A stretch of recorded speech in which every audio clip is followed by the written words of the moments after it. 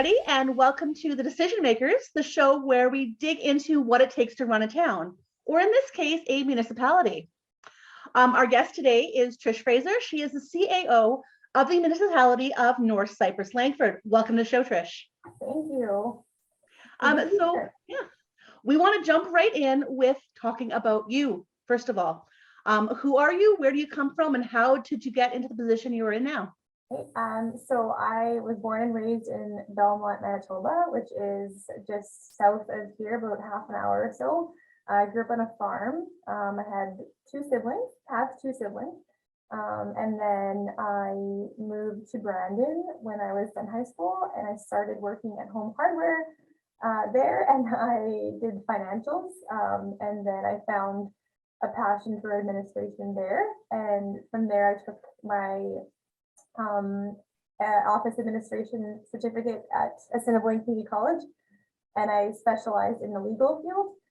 And then I got a job at Me and Haddad in Brandon at the law firm there. I worked there for about 7 years, and then I met my spouse who's from Brookdale. So I've been here since I had to obviously move here. And this job had actually opened up, and I did have a background in municipal, like legal municipal work. So it was kind of a foot in the door, right? So applied, and I got the job, and I started in 2014 here as administrative assistant. And I didn't say that I have 2 children, 8 and 4, or sorry, 5. Oh my goodness. And yeah, so I was administrative assistant for about 3 years, maybe 2 years, and then I moved to assistant CAO, and then I was promoted to CAO. I've been doing CAO for 2.5 years now, which it's a change. It's a change every day, but it's a good change. So, how many staff do you have in the office there? So we have 2 staff. I have my assistant CAO and my assistant admin assistant. Okay, and between the 3 of you, you run the entire municipality, which is geographically really large. Yes, yeah, and we also have our public works, which is a very, very big deal, and a very large part of our operations. So we have, I'm just trying to think, we have our foreman, and then we also have another 6 staff under him. So it's good. And then we also have seasonal operators as well for mowing and whatever else. But right. Yeah, no, it's good. We also share employees as well with the town of Carberry for our rink operations, and Parks and Rec staff as well. So yeah, we're a pretty big operation, and our population just went up to 3,011 people. So it's great. That's fantastic. You're also in the same offices as the town of Carberry, is that right? We used to be. Actually, the town of Carberry is no longer in the same office. They actually just have a newly renovated office on Main Street now. So yeah. Very nice.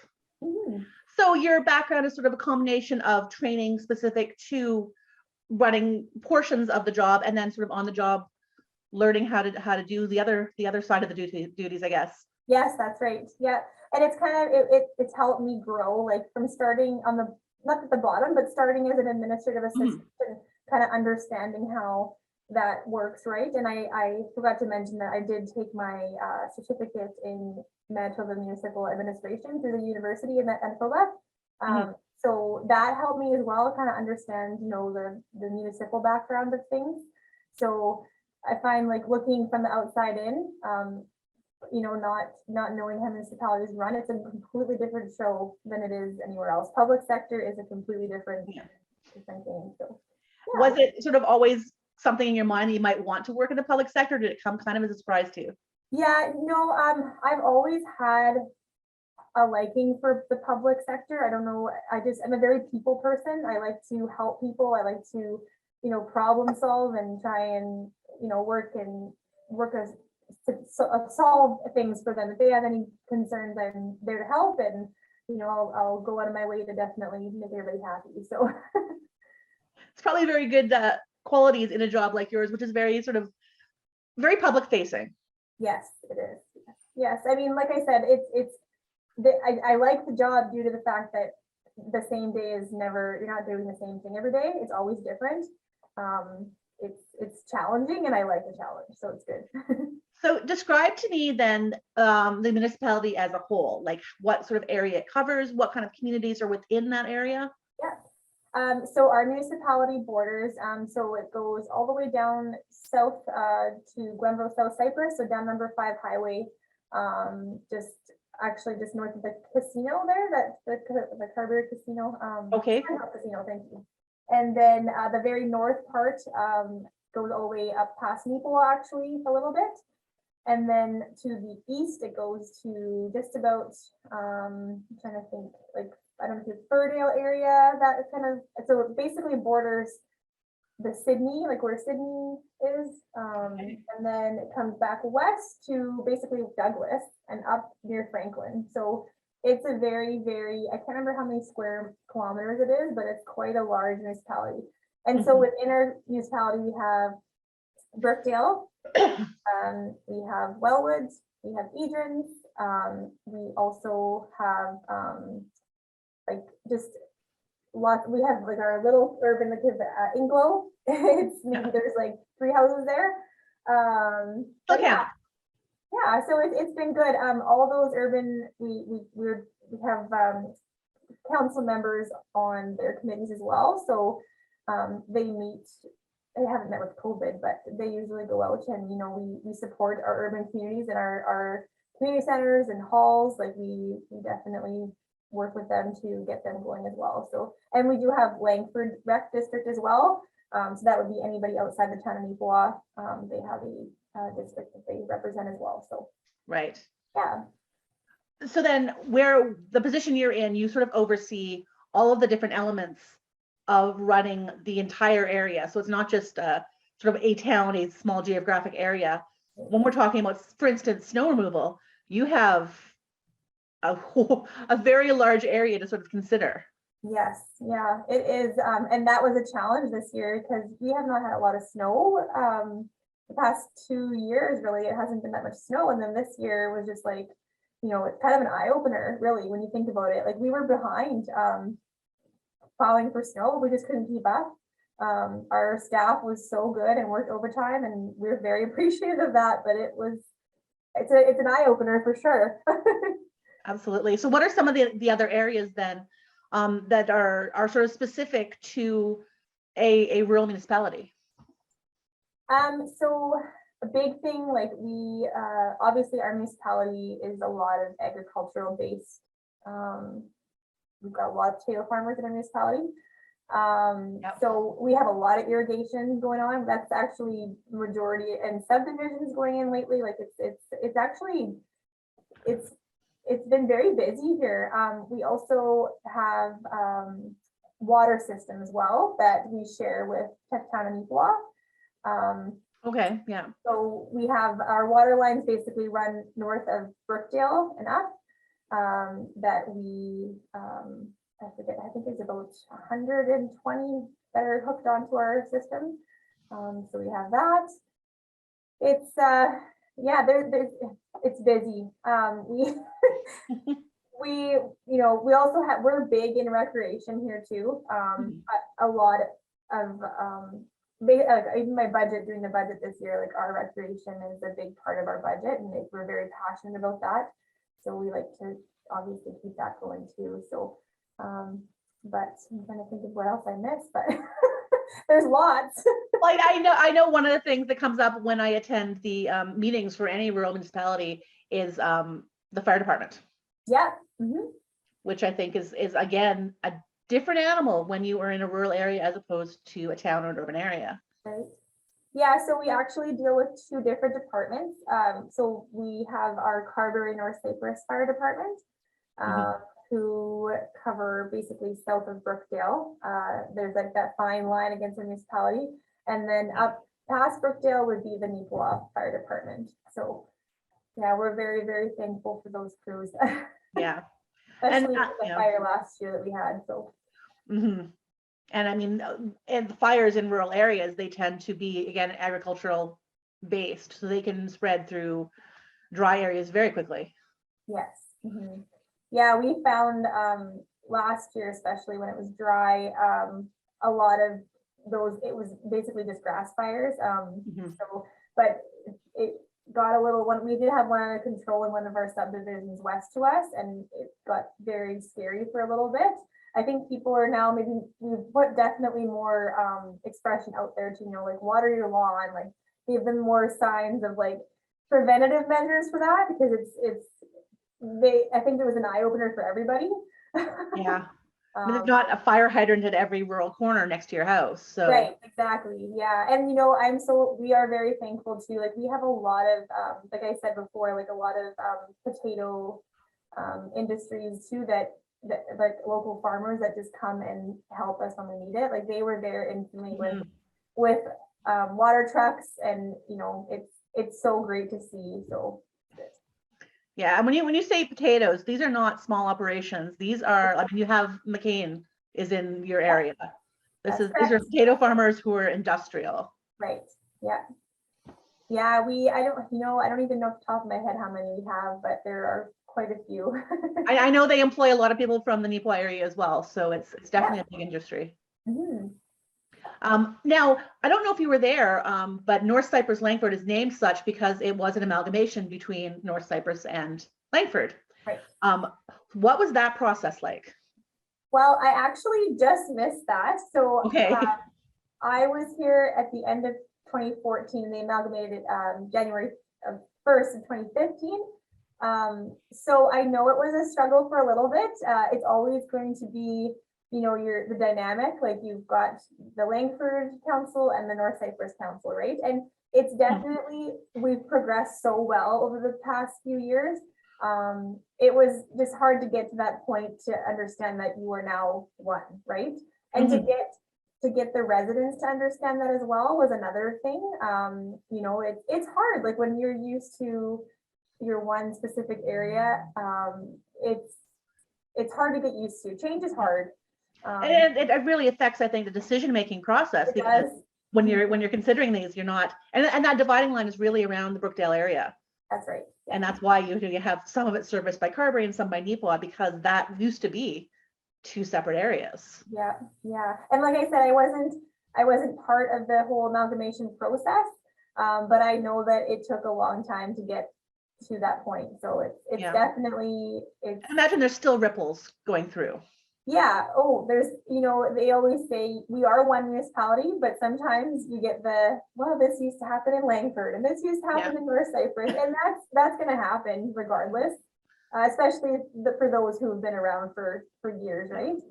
And I know I was at your meeting probably a couple months ago now, and there was a discussion of one of the bylaws had never been revised to reflect the fact that it was now an amalgamated municipality. So I imagine those things kind of just and we're from time to time. We are still on, honestly, not a lot, but we do have to catch up on, switching our name over for properties that we own, that kind of, like, there's things that are slowly trickling through, and you'll find it's like, oh yeah, no more Langford, we're North Cypress-Langford. I imagine you're probably going to be finding those for years to come as you kind of dig through things. Yes. So let's talk a little bit about the structure of the government of a municipality, because the head of the municipal government is the reeve.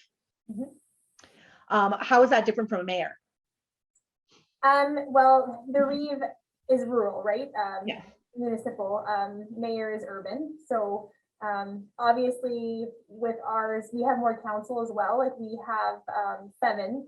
So we have our reeve, deputy reeve, and then we have I think 5 other council members, right? Right. So with us, I find like the reeve has a lot of responsibility. It's a very big municipality, and there's a lot that falls on the head of council with all the day-to-day things as well. So it depends on your population base and what you have going on too. They do have, the mayor and the reeve have the same role. They're ultimately there to guide their council and make decisions based on, like what's right for the residents, right? So in the best interest of the municipality and be fair. And the councillors as well. Each councillor is responsible for a specific ward within the municipality. Now, how does that work? Yeah, so we have 6 wards. So when we weren't amalgamated, North Cypress had 4 wards and Langford had their 2 wards.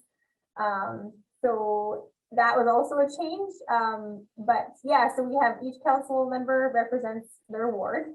And the ward is like a geographic area, is that right? Yeah, it's got certain, there's borders for the wards. But I was gonna say my map's not behind me, you can't see it, but. I'll maybe get a copy of that from you later. Yeah, for sure, yeah. So yeah, like we have quite a big area for actually all the wards, like some are bigger than others, but Yeah. most council that are in those wards actually live in them. So is that a requirement for to be elected within that ward is to live in that ward? Not necessarily. No. It's been, last election we had was by acclamation. We did have one by election, and we did have one election for one of our wards, but yeah, I'm trying to think of what 2019 we had a by election for Ward 3, which is near Brookdale. Okay. We had a council member pass away in a farm accident, so that was also new to me. That I've never had a by election. I've never dealt with elections at all. So yeah. Yeah. But yeah, it's a very big municipality, but I find the ward system works really well. We did have a discussion actually not too long ago to do elections based on at large. But they decided that the ward system worked a little bit better due to the fact that it's, if you have an issue, just call that ward counselor and they can relate because they're from the area, or it's more direct that way. But yeah. I think that is definitely specific to a rural area because, within a town, you're elected from wherever within the town. You can call anyone because you have such a small geographic footprint. Your issues are largely the same. That's right. As opposed to these rural areas. Now, the councillors who are representing the ward, they represent the ward's interests on council. Is that sort of how that works? Or yeah, that's right. Is there another association as well? Like, do they have different budget lines and pools of money for various things? No, everything is all at the same table. All the discussions that come at the table are either, if the counselor specifically has had a complaint from a resident within that ward, they bring it to the table and then we discuss it. It's not, it's not different. We don't have different meetings for different wards. It's all at the same table. Okay. Let's take a look at sort of what a typical day is for you. Okay. If there is such a thing as a typical day, what would you see in a typical day? Like I said, it's different every day for me. I will come in and expect to do something and then it will be completely flipped on me the next, right? So, I do deal with the public on a day-to-day basis.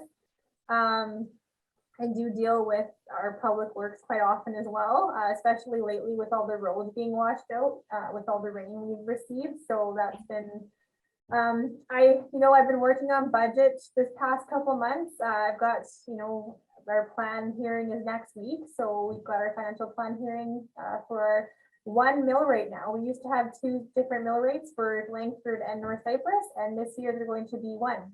Yeah. Okay. That's been it's been a really long process, but it's nice to see that it's now come together and it makes sense now. So it'll be much easier on myself and much easier for residents to understand and show that we are now 1. I can just imagine. And then of course, a day-to-day job, it, like I said, it depends. I've got my bylaws that I have to keep updating. I've got policies. I have a lot of committee meetings that I have to attend. So we have our public works committee meetings. We have joint committee meetings with the town. It's just busy. I can't even, it's funny, you asked me that question and I draw a blank sometimes because I have so much going on that I'm like, oh, I don't even know what to tell you. The answer is everything. I do everything. Yeah, and a majority of my job that I find is I look after the financials for the municipality, right? I oversee and make sure that the municipality is sitting in good financial situation. So that's a very important thing to me, and I take that to heart. So. And that's certainly where your educational background comes in as well. Yeah, that's sort of where you came from. Yeah. Yeah, and I do enjoy it. Like I do enjoy a challenge. So it's nice. I don't have the accounting background, but I'm a problem solver. So it's good. So what responsibilities fall on the CAO's position versus the responsibilities that fall on council? So my responsibilities are to take council's decisions and implement them, right? So after our council meetings, they make decisions and I will follow up with those decisions and, you know, do all the paperwork behind the scenes. So there's like a pyramid kind of how it works. Like there's council, myself, my employees, so public works and my administrative staff. Anything basically big decisions and whatnot, council makes those decisions and then I have to take those and implement them. Yeah. So when it comes to some of the smaller decisions to implement, do you have a lot of autonomy when that comes to those kind of things? Yeah, I do, like certain, they would say common sense things I should just do, but sometimes that kind of comes into play a little different. But yeah, like the day-to-day decisions I would more normally deal with. But big, like let's say like purchasing big equipment, hiring staff is all me normally. I'm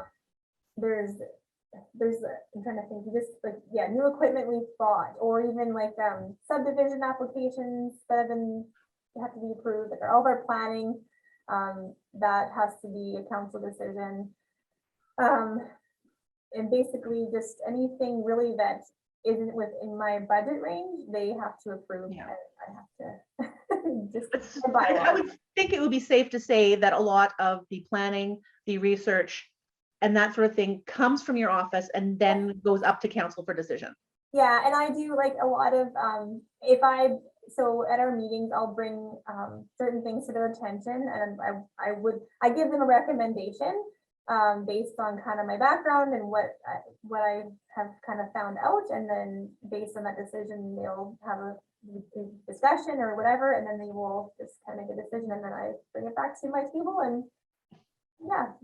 It's kind of like it's not a domino effect, but yeah, they do rely a lot on the CAO's recommendation, and it's a good thing. So, what are some of the sort of bigger decisions that have been made recently in the municipality as examples of the kind of things that you would face? Yeah, well, we just purchased a brand new tractor, which was not necessarily in the budget, but we did need it due to the whole snow this year. It was just kind of something that made sense. So that was I'd say around the $280,000 range. So graders, that's a big thing. We had 6 graders in our municipality, which we rotate every 3 years. I'm trying to think how that works, but so those are big machines and it's a big budget item. So it's a very stressful decision. Yeah, and this is going to sound like a really dumb question, but I think people watching this who are not from rural areas will have no idea what a grader is. So it's a large machine that basically it plows your snow in the winter for you, and it's in the summer they make your roads graded and nice so that it gets rid of all the stones and all the debris on the roads. It kind of just makes it, and also maintains your road, right? Basically, because you're about 95% gravel roads. These aren't paved roads. Yes, right. Yeah, we have a lot of in our municipality. We have a lot of provincial highways. So we've got about, I'd say, 3 of them for sure, and then we have the Trans-Canada as well that runs through our municipality too. So yeah, there's not a lot of paved areas. It's all gravel. No, I'm going to ask you this because this is one of the things that has come up in Neepawa Town Council meetings, is that the provincial roads, and I imagine the Trans-Canada Highway as well, do not fall under the town or the municipality to do their snow clearing and whatnot.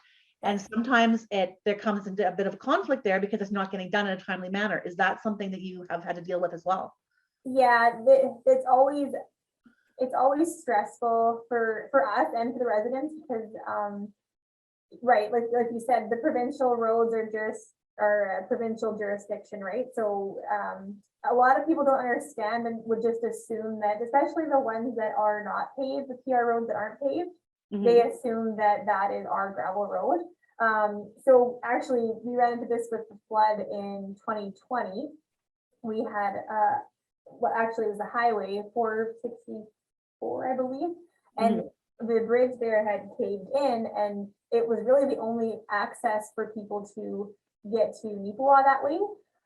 So we had to make a pretty quick decision and upgrade some of our back roads so that people could reroute, because to repair that road, it took the province forever to come and fix it, and it wasn't a priority. And that's frustrating for us because we are spending our, our taxpayer dollars on fixing a road that could have been fixed quickly. It just wasn't a priority, right? So Yeah. we have to make those decisions pretty quick, and I think it does show the residents in that area that we do care, and we tried to work with the province, but obviously couldn't wait that long, right? So we just made our decision and did it a different way. And you can't just go and repair yourselves. That is just not a thing that you're right. able to do. You're empowered to do. We always get asked that question. Like we'll get constant, I mean, not constant, but when that one road was not in good shape, we get constant complaints about it. And we always say, like, please contact the Manitoba infrastructure. It's not our jurisdiction. And they would get frustrated at us. And it is frustrating on us too, because we drive those roads as well. Like we understand. But the thing is if you don't call them and you just call us, it's not going to help, right? Like you need to go directly to the source. So yeah. Now another thing I think during the amalgamation is waste removal. I think was another thing that had to be sort of unified. And knowing someone who lived in municipality, has that who's commented on it, is that something that's still ongoing, or has that been sort of resolved? Waste removal, like waste dumps, like the sites. Yeah. So we have a facility in our municipality. It's Evergreen Environmental. So that is it's actually, I'm trying to think how many municipalities fund into that, but so yeah, all of our residents, so kind of give you a background. So our municipality has a Carberry dump, just west of Carberry, that we share with the town.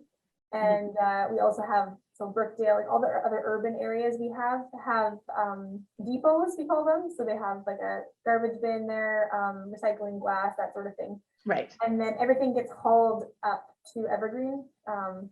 And so most of the residents just basically north of Brookdale or whoever closer to that facility just take it directly there.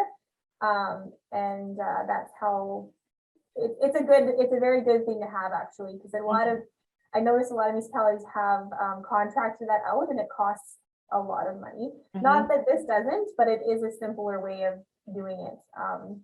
We have a contractor actually who we hire, Tac Ventures, who hauls out our recycling and our garbage for us. So it's working really well, actually. So yeah. Garbage is always going to be an expense, and it seems to go up every year. It's not going down.